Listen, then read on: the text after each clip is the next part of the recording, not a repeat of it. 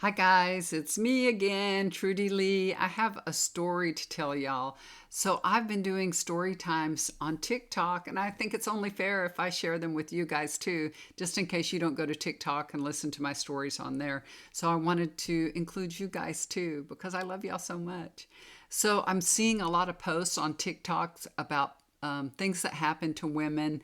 They're being stalked, followed, all kinds of things that are happening to women. And it triggers memories of things that have happened to me in the past.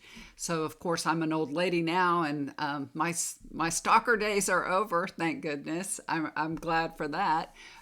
But in my younger days, I had men follow me many times, many times. Now, I worked in retail all my life. I was a store manager and, I did retail all my life long. So I was always very friendly and would greet customers because you greet them with a smile and say hello. And we would have a lot of security meetings that we had to go to, and they would always tell us to make sure that we look at people like right in the eye so that they would know we know what you look like, we know who you are, and all that. That way, that would deter people from doing something, like trying to rob you or something like that. So, being security minded and being in retail, I naturally would, if I would see a person, didn't matter if it was a man or a woman, if I was shopping in the store, and y'all probably do it too, you say, hello, hi, you know. So this was right before we moved to San Antonio. This took place. My kids, it was in May. My husband had already moved to San Antonio, so he was all week long. He was in San Antonio, and he would come home on the weekend. So he was running his business, and I was just getting the house all packed up, ready to move to San Antonio, and getting the end of the school year, getting all the kids ready and registered for a school in San Antonio. So I was taking care of all the things that we have to do to move. And it was, like I said, the end of the school year. And at the end of the school year, I always would go and buy my kids a nice present saying, good job, you got through the school year, you passed and you did well. And now we're going to have a wonderful summer. We had great summers, y'all. I loved being a mother, and I took my kids to the pool every single day, or we were out on the boat on the lake or something. We did things, fun things all the time.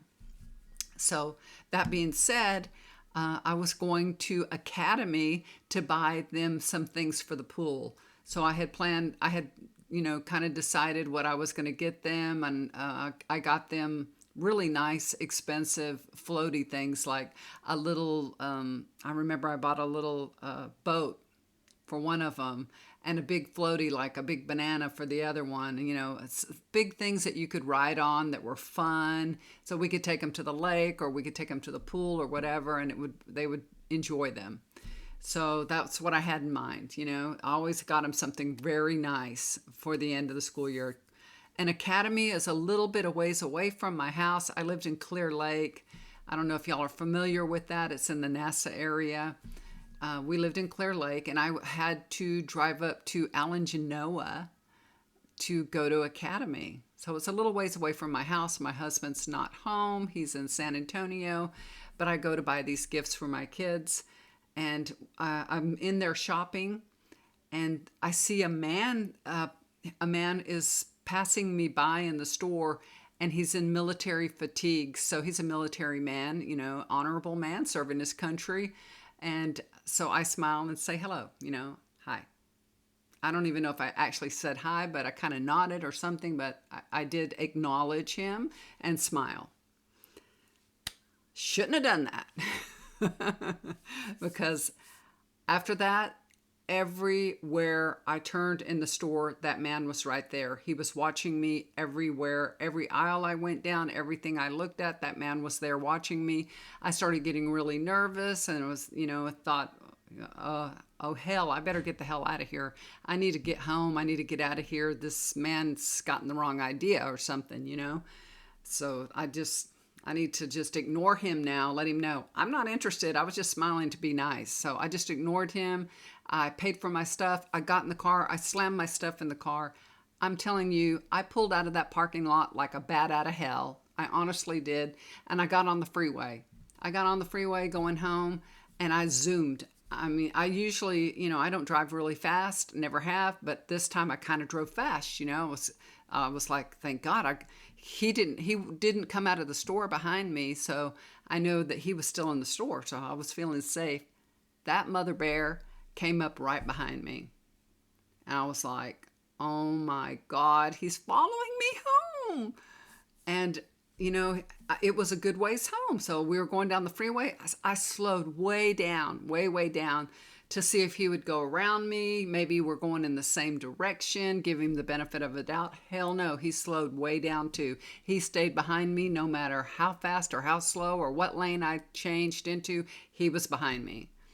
I pulled over on the freeway, which was probably stupid, but I pulled over abruptly on the highway and the man passed me by. I was like, good. He's gone. He passed me by. I don't have to worry about him anymore. Well, I got back on the road. I just was acting like I was tinkering with something in the car. I got back on the road. That man had pulled over and waited for me and he got back behind me again. I was like, oh my God, what am I going to do? I was so scared, I was like, oh my God. Because women get abducted and things happen all the time, even back in those days. And this was in the late 90s. So this was a long time ago. But, you still hear stories today. It's gotten a little bit different. But, there's still men out there that they just don't take no for an answer. You know what I mean? So it was really scary. So, what did I do? I said, I can't go home because, I don't want him to know where I live. So I'm not going to be able to go home. So I pulled up at my local Randall's. Here comes Addie Cat. She's always got to get up here while I'm doing some work. I pulled up to Randall's because I know that there's always an officer standing out in front of Randall's. So I pulled up at Randall's. The man pulled into the parking lot too, and I ran to the officer. I got out of my car and ran to the officer, and I said, I'm being followed. And, he didn't really take me seriously. I could tell. He was just like, I said, and I had written down the man's license plate number. I said, this man is following me. My husband is out of town. He followed me from all the way, this man followed me. I don't know how many miles. I'm crooked here. But it was, 20 minutes he followed me for sure. Going, 65, 70 miles an hour. He's followed me for 20 minutes. And he said, well, maybe he's going in the same place you are. No, this man's following me.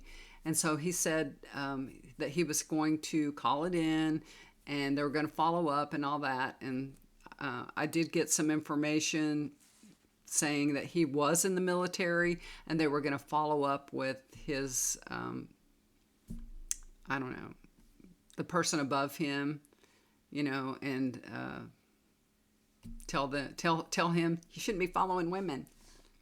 Well, he should have known that. But anyway, that's what they said. That's all they could do was have his commander or something talk to him.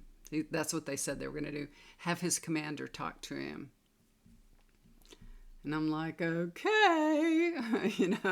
I was so nervous and so scared. I would just watch out my front door and see if he was passing by. I was just a nervous wreck. So, that was really scary. So I like I said, I've been watching this stuff on TikTok and people saying things that happened to them and that triggered that memory. But I also had another memory that was triggered. So this is my second story. This woman was talking about, she pulled up at a gas station. She was going to a meeting. She had a really nice dress on. She had short little heels on, dressed nicely. She was driving a nice car. She got out, started pumping her gas, and a man came up to her, and she said he came up behind her. Well, I don't know how she was turned, but she felt like somebody was behind her, and she turned, and this man was right at her. And he said, oh, you got a nice car. And then another man came on the other side, and she was in the middle of these two men. How weird. You're pumping gas and two men sandwich you. And she goes, what's going on here? And they're like, I don't know, I think one of them asked for a phone number or something like that. I can't exactly remember what her story was. But she said another man pulled up in a truck in the next bay over, and she said, "Hey, can you help me?" And he came to her rescue. And when he got over there, he walked over to her. Those other two guys took off. So they were up to no good. When a man is up to no good, you women know, you get that spidey sense something is about to go down or something no good is happening. Your intuition, you have to listen to your intuition and hopefully do something before it gets out of hand, before something happens, before somebody gets too close to you. You know what I mean? Those men were on top of her and too close to her. They could have grabbed her, they could have done something to her. Maybe they wanted to take her car or something, hijack, who knows. But you've heard about women being thrown in the trunk and they steal their car and then all not good. So anyway, that triggered a memory with me. So y'all know, I moved to San Antonio. Like I said, we were living in San Antonio. My kids were going to school. I would sometimes go and visit my mother in Cleveland and bring my kids up there. So this was one of those times, and we had actually brought an extra kid with us. We had brought my daughter's boyfriend from high school. My husband didn't even know that he came along or anything. I asked him to come along. And that's my daughter that got divorced, that divorced him, that I love him so much because I've known him since he was 16 years old. Anyway, he was with us. So there was a whole pile of kids in my car. And we went to go see my mother. And on the way back, we stopped in Houston at an import store to get these sandwiches and the imported foods that we like to get. And we can only get them in Houston. So if I was going through Houston, I wanted to stop and get these, goodies. But it wasn't a very nice part of town, unfortunately. And then I needed gas. So yeah, this is where the memory comes in. So I had to stop for gas. It was already dark. And I tell the kids, y'all lock the doors. I'm going to pump the gas. So they're in a minivan. They lock the doors. I start pumping the gas. I'm the only one at the gas, at the gas pumps. There's nobody else around. I can see a man standing on a curb and he starts walking straight towards me. And I'm thinking, what in the hell? What does he want? He looked, he looked kind of disheveled. He might have been a homeless person, but I don't know what he wanted. He started making a beeline for me. And I told him, I said, get away from me. Get away from me. I started screaming at him right away. I told him, turn around, get away from me, turn around. And I mean, he wasn't even close to me yet, but I could tell he was getting close, he was coming up to the pumps. And I took that pump out of my hand. I took it out and I said, get away from me, turn around, get away.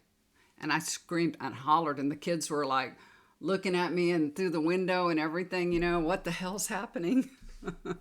But I was really scared. And he said, I just wanted to ask you a question. And I said, no. The answer is no. No. Get away from me. And he turned around and walked away. And I would have poured the gasoline on him if I had to, because I told him, get away from me. You don't mess with somebody that has children. When your children make you brave, they make you brave. When I was by myself, I was so scared. And I was like, what am I going to do? And I didn't confront this man or anything because I was alone. I was scared. But when you have to protect your children, you are so much braver. It's so weird. I could walk down the road and if a dog comes, I could be scared to death of a dog biting me. But if I have a child with me, I'll be like, get away from me, dog. Go away, I'll tell the dog off and I'll protect the child. But for some reason, when it comes to myself, I'm like scared. I don't know if you guys have felt that way also, but don't mess with Mama Bear. That's the story. Don't mess with Mama Bear. So it turned out good, turned out okay. Nothing happened. Got in the car, locked the doors, drove home. Everybody was safe. Everything was good. But it was a really scary experience. And I know lots of women, they're still going through scary experiences, I don't know why men think that they can take advantage of women, or that women want to be approached by men. They don't understand how it feels to be a weaker sex, that we know men can overpower us. So we can't let a man get too close to us. We can't, you know, let ourselves end up in a place where we're having to defend ourselves. So men, you have to understand that women are concerned with their safety all the time. So if you're going to approach a woman, you better be really careful and know that you approach her in the most respectful way possible. If you're going to say something to a lady, that's by herself or with a child, um, we're all on edge, worried for our safety. Honestly, we are. So you guys, be careful the way you approach women. Be respectful and kind. And you ladies, listen to your intuition, and when it tells you something's wrong, there's something wrong. And do whatever you have to do to protect yourself and to protect the people you love. Okay? All right, just wanted to share that story with you guys. Like I said, I'm telling these stories on TikTok, doing some story times. So I wanted to include you guys too. All right. All right. Love you guys. Again, if you'd like to get a reading with me, look down below. If you need a chakra balancing, healing session, energy cleanse, I'm happy to do that for you. Love you guys so much. Do something kind for somebody. It'll always come back to you. Bye for now.